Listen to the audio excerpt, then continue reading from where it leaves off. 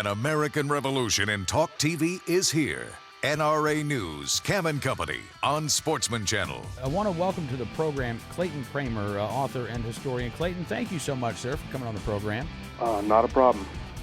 You are, and as I mentioned earlier, you're someone who has written a lot about the history of the Second Amendment, but your latest book, My Brother Ron, is a very personal account and a very personal story of the deinstitutionalization of the mentally ill in this country and really how we've been treating mental illness since the late 60s. This is something we, again, know about the individual responsible for the massacre yesterday in Washington, D.C., that he had been treated for mental illness perhaps as recently as a month ago. He had complained about hearing voices. This is somebody who not only had issues, but apparently had sought help for those issues.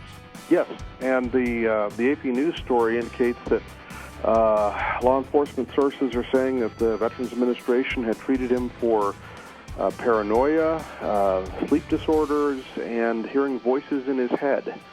And those three symptoms, while there are other possible diagnoses, schizophrenia is the one that it jumps immediately to the top of the likely list.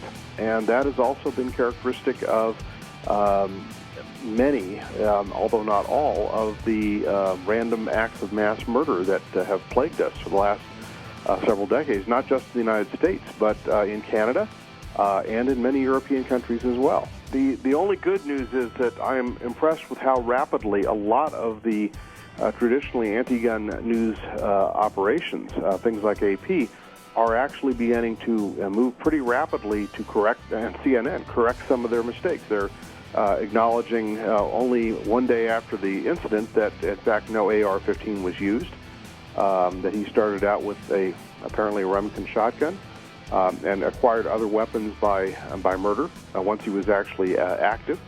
They are discussing the fact that there was a mental illness problem because they, I guess, realized there's no way of getting a gun control spin out of this. And perhaps also the fact that we've been talking about this issue off and on for a couple of years. Maybe it's beginning to penetrate the brains of some of these reporters that, maybe there's a bigger problem here we need to be looking at. NRA News, Cam and Company, Monday through Friday at 5 p.m. Eastern on Sportsman Channel.